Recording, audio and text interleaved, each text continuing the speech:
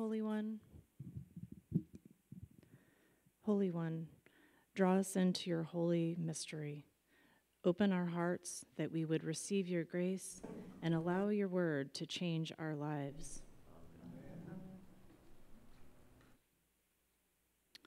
The scripture this morning is from Matthew 21, chapters 18 through 22 and 24 through 32 through 35. In the morning, when Jesus returned to the city, he was hungry. And seeing a fig tree by the side of the road, he went to it and found nothing at all on it but leaves. Then he said to it, "May no fruit ever come from you again." And the fig tree withered at once. When the disciples saw it, they were amazed, saying, "How did the fig tree wither at once?" Jesus answered them, "Truly I tell you, if you have faith and do not doubt, not only will you do what has been done to a fig tree, but even if you say to this mountain, 'Be lifted up and thrown into the sea,' it will be done. Whatever you ask for in prayer with faith, you will receive." From the fig tree, learn this lesson. As soon as its branch becomes tender and puts forth its leaves, you know that summer is near. So also, when you see all these things, you know that he is near at the very gates. Truly, I tell you, this generation will not pass away until all things have taken place. Heaven and earth will pass away, but my words will not pass away. May God bless this reading.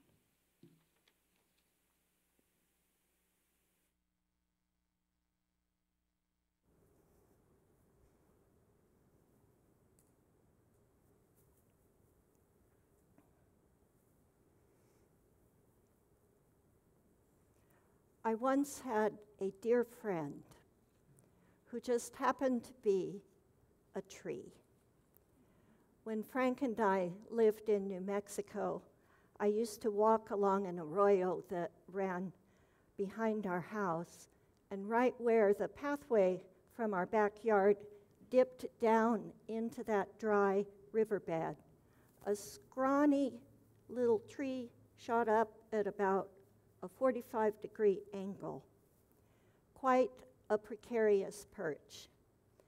And I don't know how many times I charged past that tree, intent on getting my daily walk in, but one day it just caught my eye. And I stopped, and I remember saying, "Well, look at you." And so began our friendship. From then on, I would stop whenever I was near, touch a spindly little twig, and say, "Hello, my sister." And there were a few times when something passed between us. And if you've ever had a special tree in your life, you may know of what I speak. In our reading this morning from Matthew's Gospel, Jesus is on his way back to Jerusalem with his disciples, having spent the night in the village of Bethany. He is hungry, we are told, and approaching a tree by the side of the road and discovering no fruit on it. Jesus did what we all would do, right? He curses the tree. "May no fruit ever come from you again," whereupon the tree withers instantly. Now, the first question to pop into my mind, and maybe yours, is why? Why curse that tree, Jesus? It can't help it. It's just an innocent tree by the side of the road. I wonder if the barrenness of the fig tree might be related to what Jesus has been dealing with lately. Just the day before, a large crowd had spread their palm branches on the road, shouting, "Hosanna, Hosanna," as Jesus rode into the city on the back of a donkey. Later that day, Jesus entered the temple, where in a rage he ended up driving out the buyers and sellers of animal offerings and upending the tables of the money changers.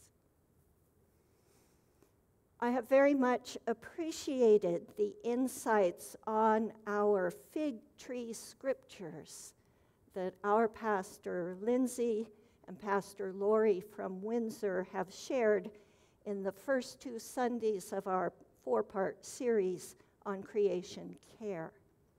Those insights lead me to suggest this about today's story, that the crowd who one day showers you with adulation and by week's end is calling for your execution, that the desecration by predatory merchants of the temple's sacred space, and that the fruitless branches of a fig tree when one is hungry, that all of these point to a world out of whack. Human depravity, as well as natural barrenness, indicate that the flourishing of creation that God has intended is being thwarted. But let's notice that the question of why Jesus curses the fig tree is not really the question before us this morning. The disciples' question to Jesus in this passage is, in fact, not why, but how. How did the fig tree wither at once, they ask. Jesus responds, "Truly I tell you, if you have faith and do not doubt, not only will you do what has been done to the fig tree, but even if you say to this mountain, 'Be lifted up and thrown into the sea,' it will be done. Whatever you ask for in prayer with faith," Jesus says, "you will receive." And so suddenly, the cursing and withering of a fig tree have become an opportunity for Jesus to teach about the power of faith and prayer. As Jesus nears the completion of his time on earth, as the walls of his suffering and death begin to close in on him, he seems intent here to teach his closest followers what their life in his physical absence has the potential to look like. Prayer with faith, according to Jesus, will empower them in ways they might never have imagined. In the light of our care for creation, then, let's consider prayer and faith.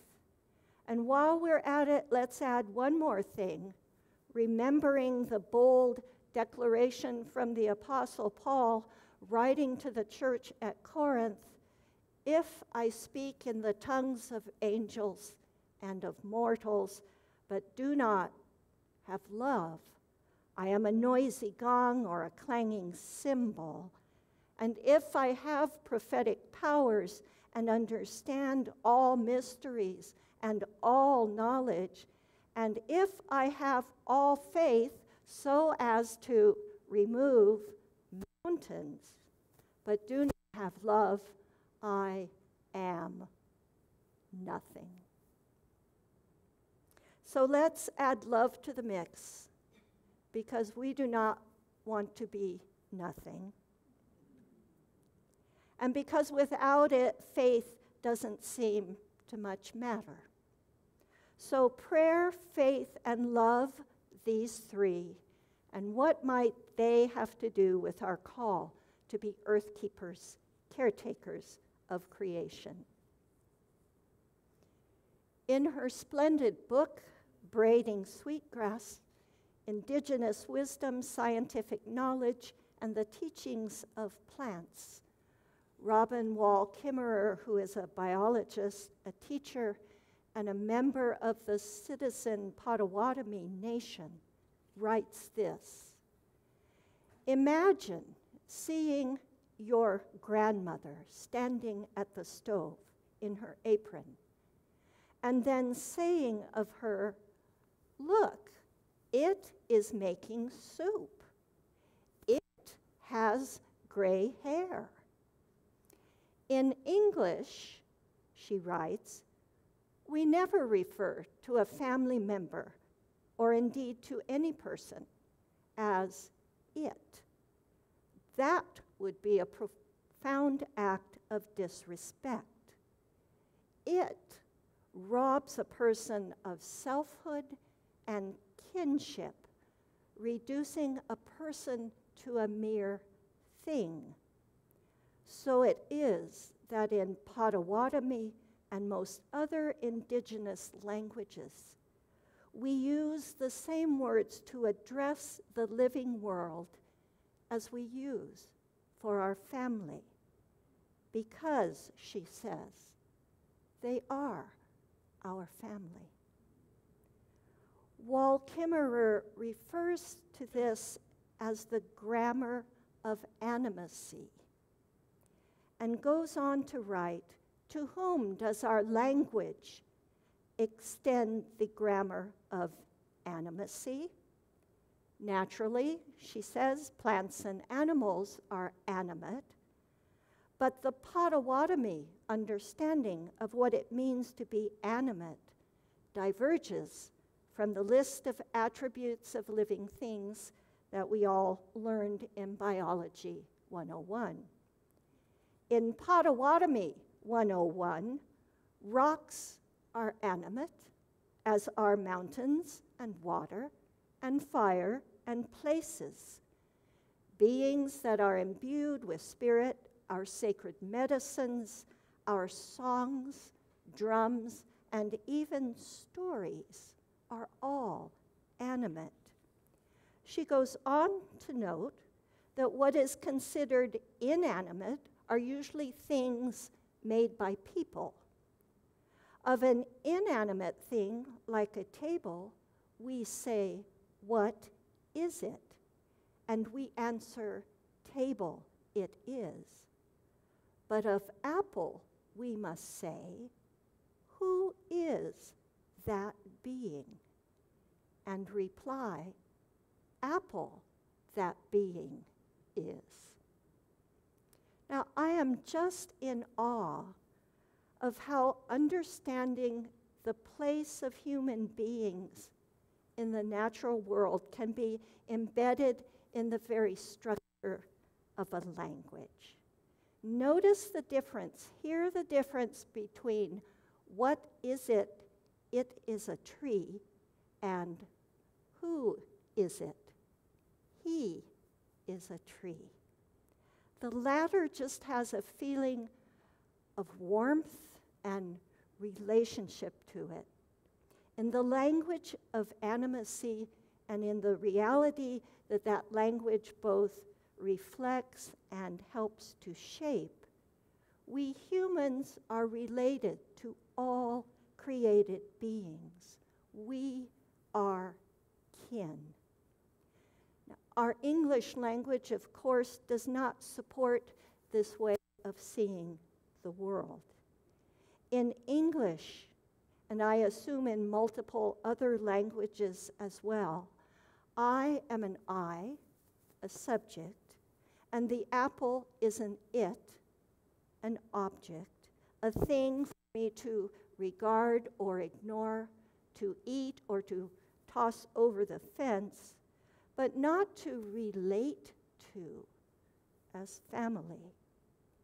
And without this assist from our language, you and I must work a bit harder to shift our view of things and to remember what I suspect human beings once knew in the course of our evolution, that a deep kinship, in fact, does bind us together with all living creatures, and very likely all of creation, even the rocks, the mountains, the water, and fire. Francis of Assisi understood this. Be praised, my Lord, with all your creatures, especially brother sun. Be praised, my Lord, for sister moon and the stars, for brother wind and sister water and brother fire, for our sister mother earth, and finally, be praised, my Lord, for sister death, from whose embrace, sisterly embrace, no mortal can escape. Francis's Canticle of the Creatures celebrates our kinship not just with living beings, but with what we regard as inanimate things like wind and water and death. Francis, like the Potawatomi and other indigenous peoples, spoke using the grammar of animacy, a language which recognizes the world around us is not just an amalgam of separate entities, but that all of creation is one, a cohesive whole in which everything is deeply entwined with everything else. The great eco-theologian Thomas Berry has written, we must say of the universe that it is a communion of subjects, not a collection of objects. And the implications of that are far-reaching, for not only does it remind us that humans are kin to apples and stars, but as Robin Wall Kimmerer suggests, if a maple is an it, we can take up the chainsaw. If a maple is a her, we think twice. In my encounters with my twiggy friend at the edge of the New Mexican arroyo, I learned to bring no expectations or demands. She could offer no fruit, nor shade, nor strong trunk to lean against. She was too much a stick figure for that.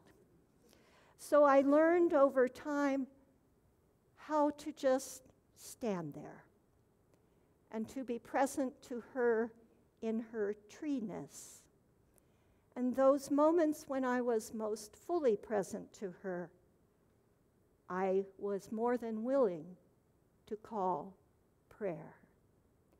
In those moments of presence, I was loving that particular little tree, and in that, I was loving God.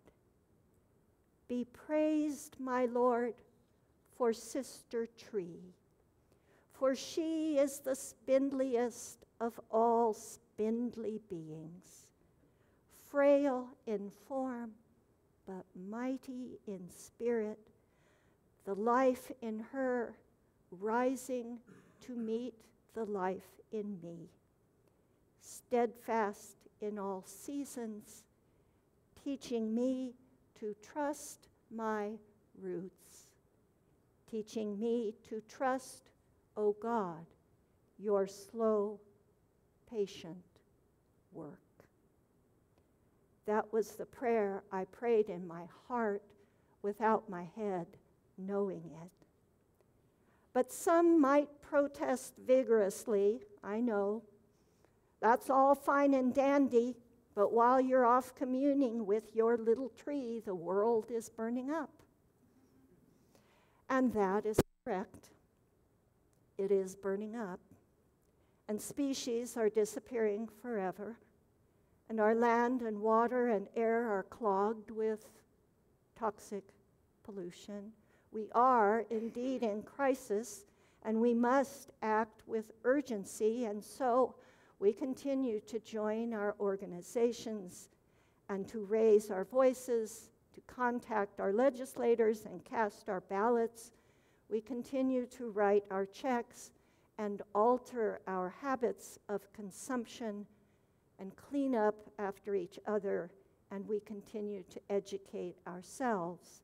We do all these things, and we trust that all the small acts add up to make a difference. But we do well at the same time not to forget to pay attention to our family, to nurture a friendship with a particular tree, perhaps, or to greet Sister Moon and the stars and to bow to her as she rises on a clear night, or to breathe in deeply as Brother Wind touches our face and brushes our hair this time of year in the late afternoon. If we do not notice the world around us, if we are not present to it, if we do not love it and love it fiercely and joyfully, well, perhaps the lack of such love is partly why we are in such dire straits in the first place. But to learn what it means to be family, to be a family with all of creation, and to begin to experience that kinship in real ways as we simply go about our daily lives is, in these precarious times, an act of deep faith and deep love, and a life rightly named as a life of prayer. Thanks be to God. Amen.